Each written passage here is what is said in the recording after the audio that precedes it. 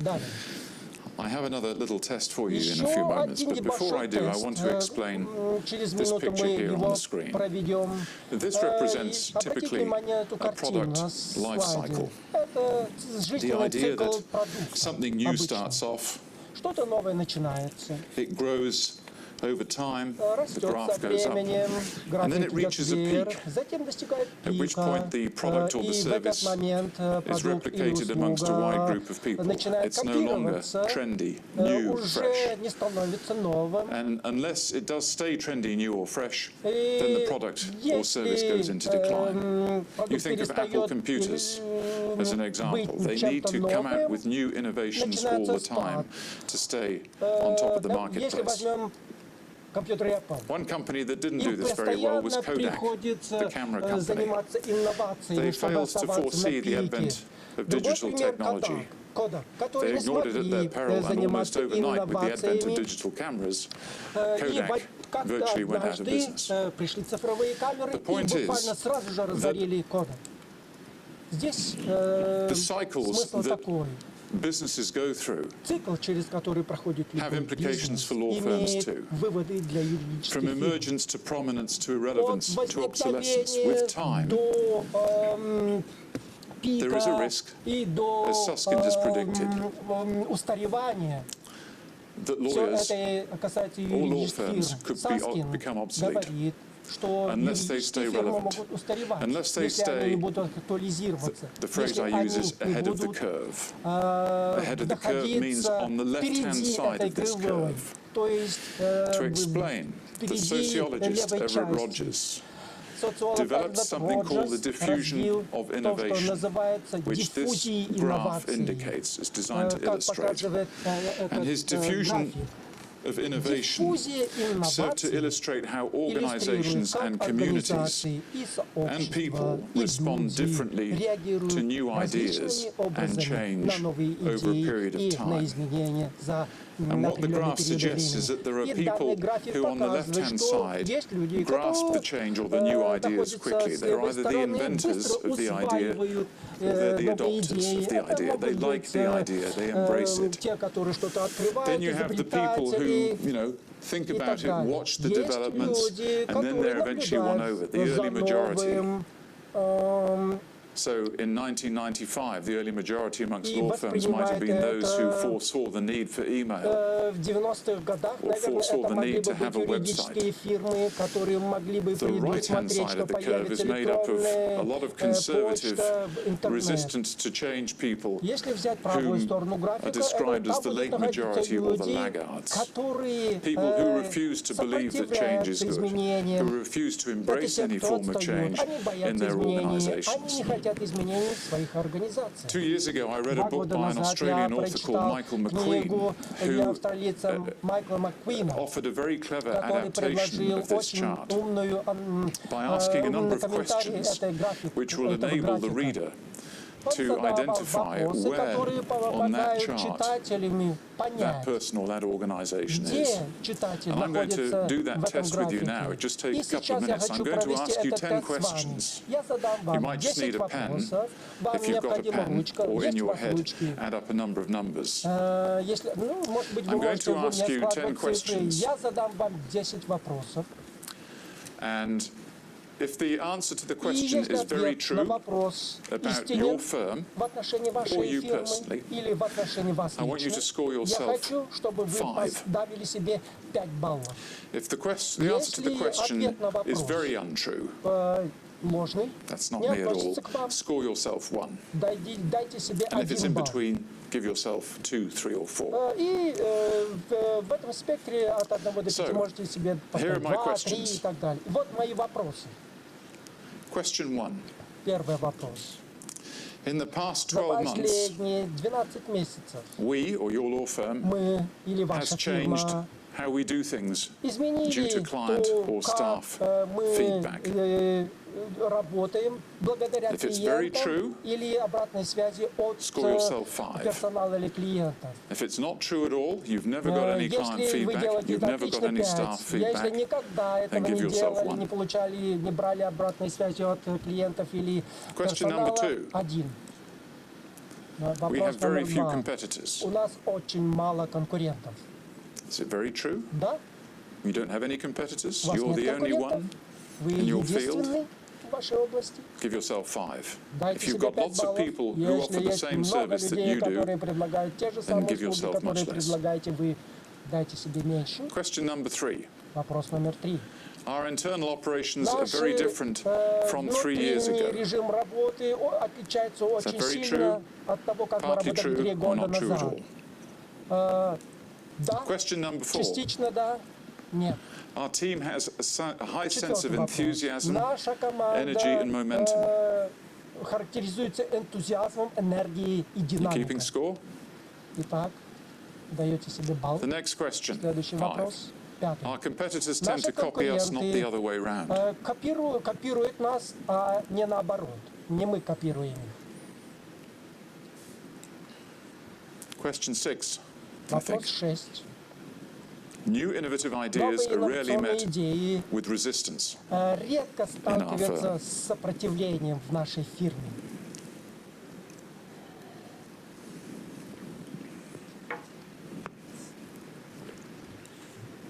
Number 7. Номер 7. There is a strong sense of direction, Есть сильное unity ощущение and направления, harmony единства и across the гармонии во всей нашей фирме. The next question. Следующий вопрос. The last few Последние years несколько лет, have been our best yet. последние несколько лет были лучшими для нас.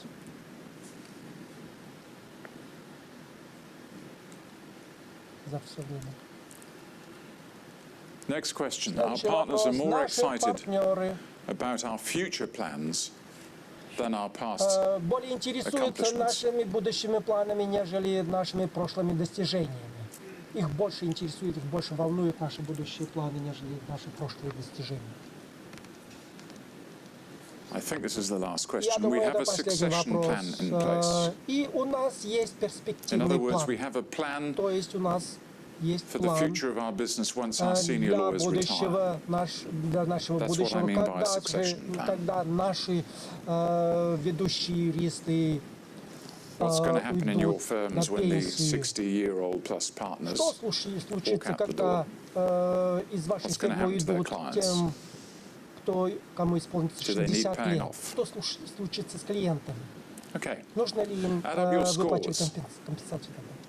Итак, And if we try and вот баллы. plot those scores on this chart, Если мы if you попытаемся scored 5 отобразить for every question, I'd say you are an баллы innovator. You're right at this end на этом of the графике, chart. если вы набрали по каждому по If you didn't do very well at вы all, then находитесь you'd be здесь. right over in the laggard category. Если вы ни на I один don't want to вопрос не ответили highlight anyone, but или just for направили my по interest, одному единице, how вы many people находитесь here с scored правой themselves стороны. 25 or Итак, мой more вопрос. on this Кто side? набрал больше 25 About 8, that's not кто на bad. левой That's стороне? pretty good. О, Okay, неплохо, неплохо. well done. Хорошо. When I have run this exercise Когда with я my clients, проводил это typically they're упражнение с around моими 23, клиентами, 24, just on the right-hand они side. обычно набирают But it can be a useful test 23-24. and a useful one for you to do with your И team такой тест at the office as well and get their очень opinion. полезно провести с and see вашим how they see your персоналом, firm. чтобы Because that посмотреть на then их мнение, starts a что они dialogue думают for, о well, вашей what do we фирме, need to и do это может to начать improve in the диалог future в to отношении become того, a что firm that is можно resilient улучшить в вашей фирме to с тем, чтобы change. она стала более гибкой, более эластичной по So отношению a к useful изменениям. little tool. Those of you То есть, who, like some of my полезный clients, are less than инструмент. 25, are in danger of becoming И irrelevant. те клиенты, I haven't come которые across too many находятся who с are правой obsolete yet, but the стороны, warning signal is они there, могут okay? отстать, могут устареть. И So, это, where are we конечно at? же, ясный предупредительный сигнал. I'm going to put up here Сейчас 3 words я пытаюсь which I еще think are набросать 3 important and relate слова to здесь, которые очень the важны. comment that И, Richard Susskind mentioned on которые an earlier имеют slide отношение about к тому, что leaders Ричард having Саскин говорил the в importance of одном firms из to have предыдущих leadership, слайдов в отношении a sense важности of purpose лидерства, and direction. наличия цели и направления. I call these the Я 3 называю Ps, and they эти appear 3 in my круга, book as 3 well. П, Purpose, 3 латинских passion and П, professionalism. цель, страсть And и it was my профессионализм. experience in my professional life that По моему опыту, I was never presented with this at law school. It would have been so helpful if I had been shown this even when I was 16 and I was asked what I wanted to do, law, medicine, or the church. If somebody had said to me, this is an opportunity for you in your life to pursue a career, but there are three preconditions. Firstly, you must apply yourself to do work that is meaningful, that gives you a sense of purpose in life, that gets you out of bed every day and makes you feel, yes, I'm on the right path. Secondly, it's important that you do work that you love, that you enjoy. I was considerably alarmed when I did my research to find the number of lawyers who were dissatisfied with going to work every single day. The statistics suggested that approximately 60% tolerated going to work every day. It's a job, it pays okay. I'll put up with it. I don't know what else to do. It's too late now, I can't do anything else with my career. I've got children I've got to bring up. Better not rock the boat. We have maybe 20% of people who love what they do. They know what they're doing, they know why they're doing it, and they love it. But there's also a proportion in that mix who look themselves in the mirror every morning when they get out of bed, a bit like I did in 1988, and ask the question, how the hell did I end up doing this? I hate what I do. Back in 1988, if I considered those three words as representing people who, in all probability, for me anyway, were guilty of the charge, does it have meaning for me in terms of getting them off? Not really. Some lawyers don't deal with that moral issue, but for me it was an issue. Did I enjoy my work? Well, spending most of my day in a court, a police station or a prison was not exactly my idea of fun. So, not really. Not doing very well here, are we? 2 crosses at the moment. Could I say that I was professional in my work? What is professional? Are you a professional just because you passed exams and because you have a certificate that says you're a lawyer? That's not enough. That's not the hallmark of a professional. I believe the hallmark of a professional is someone who earns the reputation for being a professional. Someone who can be trusted, someone who delivers on promises, someone who is honest, someone who has integrity and ethics. I like to think, inexperienced though I was, that I could put a tick in the professional box. Back then at the age of 30 years of age. But 1 out of 3 isn't really good enough, is it? It's not exactly the promise for a fulfilling life. Was I affected by the 4 Ds? Drink, drugs, depression, or divorce? I wasn't married, so get that one out of the way. I liked a few beers, as you do in London. Didn't really do drugs. In fact, I never did drugs. I never really got depressed either, so I guess I was relatively fortunate compared with many others. But I believe there is a central question here that we as human beings need to ask of ourselves, or if we are leaders of our people, we need to answer the question for them. And that is, why do we do what we do? You can have a great organization that has wonderful offices, wonderful services, good people, but there has to be an answer to the why question that is understood by the people who work in your organization and your clients. A speaker called Simon Sinek gave an interesting TED talk on the topic of why. And he made a point just a few years ago that a lot of people choose to work with an organization because they understand their why. They understand what it is that they're trying to do. They understand their philosophy. Quite often they will choose an organization not because they sell fancy computers, but because of what they believe in. And I think it's the same with a law firm. People will come to you, your staff, or your clients, because of what you represent, what you believe in, and what you demonstrate that you believe in, and that you stand for. That is the why. If I can give you a real-life example, as it applied to a law firm. A few years ago, I was asked to speak at a weekend gathering like this for a law firm in Australia. And in Australia, they have lawyers whom they refer to as personal injury lawyers. In other words, if you've been injured in an accident, you can go and see the lawyer, and he or she will be able to get compensation for you. In professional circles, some of these lawyers are looked down upon by their colleagues. In fact, in England, they used to call them ambulance chasers. Yeah? They said, we have a problem here with our staff because they have an inferiority complex. They think they're not good enough. A lot of their colleagues, when they drink with them in the evening after work on Friday, look at them and say, you're an ambulance chaser. I said, well, let's think about this for a moment. Because that is a peer colleague, you know, being a bit of a snob. Let us think about the value that your lawyers bring to your clients. Let's think about what they really do for those people. And we determined that they shouldn't be called ambulance chasers because the business that they were in was helping to rebuild the lives of people who had been injured in an accident. That is significant. People who cannot walk, people who've lost limbs, people who have brain damage as a result of any type of accident need help.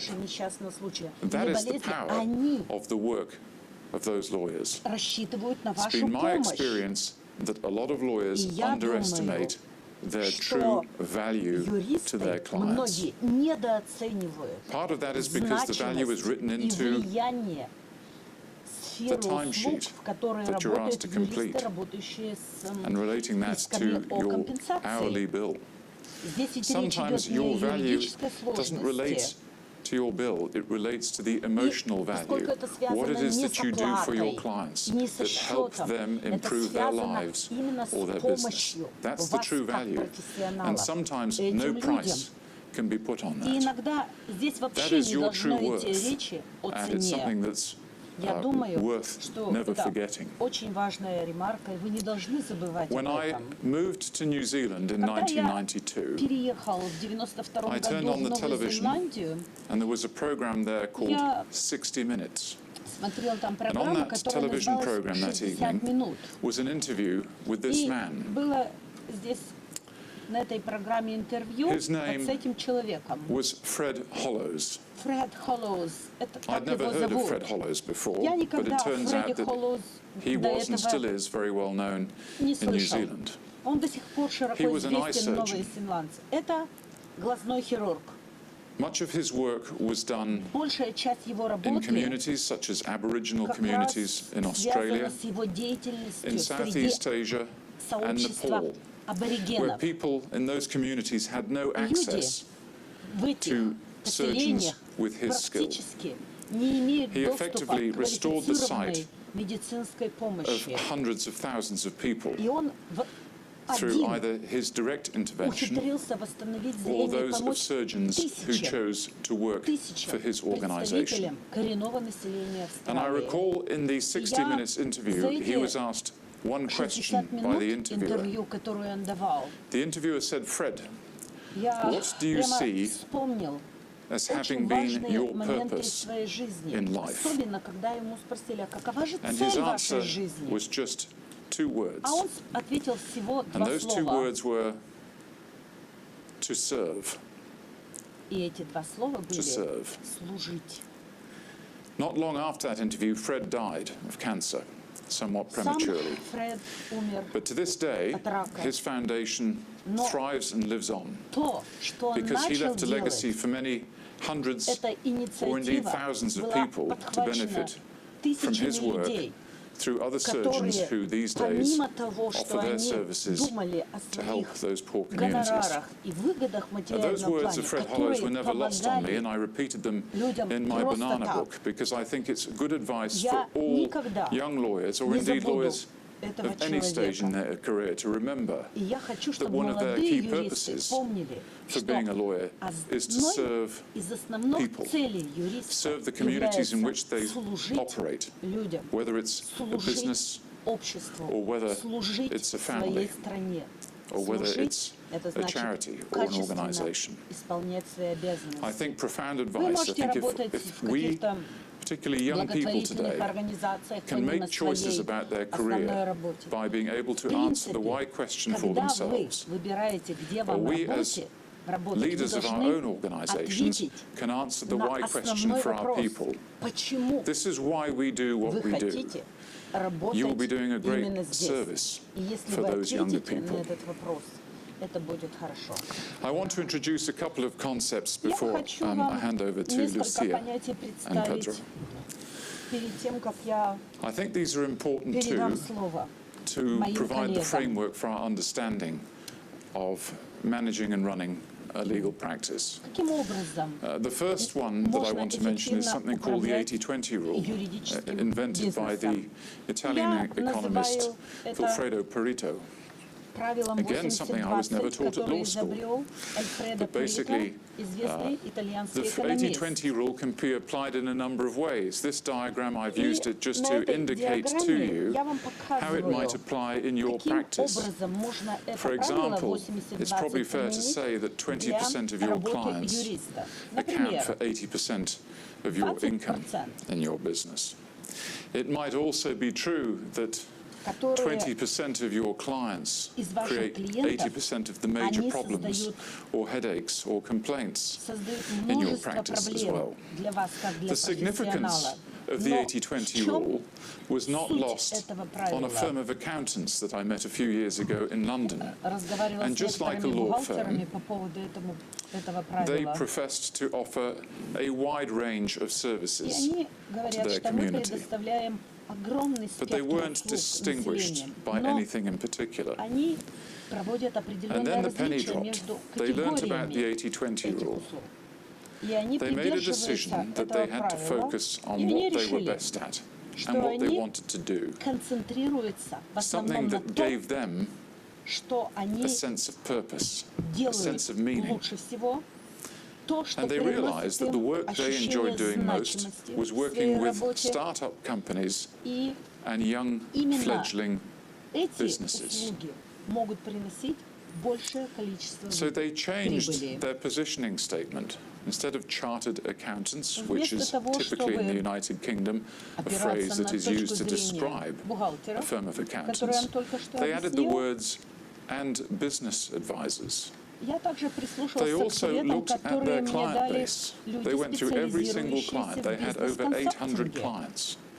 And over a 3-year period, they reduced their client base to just 80. A lot of people said, wow, isn't that dangerous?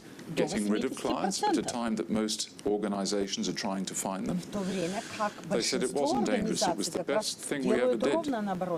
Because we realized that 80% of our clients were actually not helping us as a firm. They weren't making us happy, we weren't particularly helping them. We were so busy, we couldn't give them the level of service we wanted to. They, like several other firms, categorized their clients at the top of the pyramid on the left. The very best clients would be what they call A clients, who deserved like first-class service in an airline. They then had the B clients who deserved like the business class service. But then as we got towards the C's and the D's, it was the economy class, and really, do we really want them as clients here anyway? So they made the decision over time to refine and to cultivate the client base, so they end up with fewer clients, with more time to look after their best clients and to focus on what they were doing well. And it's a concept that I encourage firms to think about, particularly those who have never actually stopped to think about the sort of clients who come through the door, who may have difficulty in saying no to a client, either because it's just not your field of expertise or you're simply too busy to give them the level of service that they deserve. The 80-20 rule has profound implications for how you may position and structure your firm in the future. The other picture I want to put up here very briefly, and it will be brief, are 12 circles which represent effectively a year's study that I did at the City University Business School in London after I left practicing law as a criminal defense lawyer. I did a master in business administration in 1 year, which was extremely difficult and exhausting, but I did it. Again, it would be nice at the beginning of the degree if they'd put these pictures up for me. Might have made my comprehension a little easier. I'll just tell you what these circles say for those at the back who may not be able to read the writing. But in the blue circle there are the words motives and mission.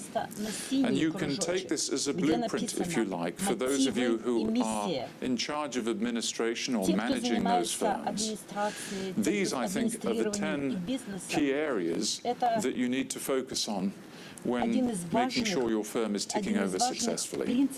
And I think the critical part are the first two. The blue one, your motives and your mission. What are your motives? What is your purpose? What is it that you're trying to achieve? Why are you doing what you're doing? And don't give me the answer because it's a living and it just pays me. There are lots of professions out there that you can earn a living. Lots of businesses you can too. It goes beyond that. What is your mission? What is your purpose for being in your firms? The next one at 1 o'clock, if you like, if it was a clock, vision and values. How do you see the future? Has your firm thought 3 years ahead to say, with all the changes that are taking place in the marketplace, we need to invest in people, we need to invest in technology? Good firms, as I witness, will sit down and they'll work towards a plan or a blueprint that articulates some kind of vision for the future. Values is very important. By values, I'm talking to principles or standards. Not that you articulate to put in a document or on your website to impress people, but standards or principles that you are prepared to enforce in your organizations, that you as leaders behave in the manner that your values are articulate, that you are seen to, if you like, walk the talk, that you set an example. That's what true leaders do. Too often I've come across firms who say, our values are communication, respect, integrity, those sort of words. And yet they mean nothing in a lot of those organizations, simply because they're not enforced or upheld by the firms. So values are very important. Strategy and structure, in other words, having some game plan, and then deciding what sort of firm you want to have, how many lawyers you want in the firm, what ratio of directors or partners to junior lawyers you want to have, how many secretarial staff you're going to outsource, all these sort of questions. Model and management, what sort of business model might you have? Is it the traditional partnership one, or is it the more corporate model, being incorporated, which is becoming increasingly popular? Who's going to manage it? Do you have sufficient people in your firm doing not just administration, but being able to manage critically some of these issues? Staffing and succession, increasingly important. Expertise and education, making sure that your people are continually upskilled, that they are learning new things. Pricing and profitability. There's no point going to work every day working your backsides off if you're losing money. And I will talk more about that after the break. Selling and service. Selling word. Lawyers don't like the word selling. But sorry, folks. You have to present yourself to the world in such a way that people choose you. Otherwise, there won't be a legal business. Innovating and information technology, again important. And lastly, measuring your progress. How are we doing? Considering the appropriate benchmarks, and they may not just be financial, but they may be a cross-border issue too. Now, when I present these to a lot of particularly senior lawyers, at this point they start to go to sleep. And I think, we leave that to the management. That doesn't concern me because I'm a lawyer. I'm not concerned with these sort of things. But if you're an owner of a business, you need to be concerned. I have met lawyers who, when confronted with this information, sometimes start to feel like I did back in 1988. Oh, shit. Is this really what I chose a career to do? I don't understand this stuff. No one's explained it to me at law school. How do I deal with it? And I think it's fair to say not just depression is a symptom, but also we're finding lawyers these days who have a feeling of being lost. They don't know where the future lies for them. They're confused about the messages that they read in the media, about what future the legal profession might have around the corner. And it's very human to feel anxious. And I think a lot of people do not cry out for help when they're feeling anxious, they're feeling stuck, they're feeling cornered. And I'm delighted that Lucia and Pedro are here because they have done a lot of work in this area.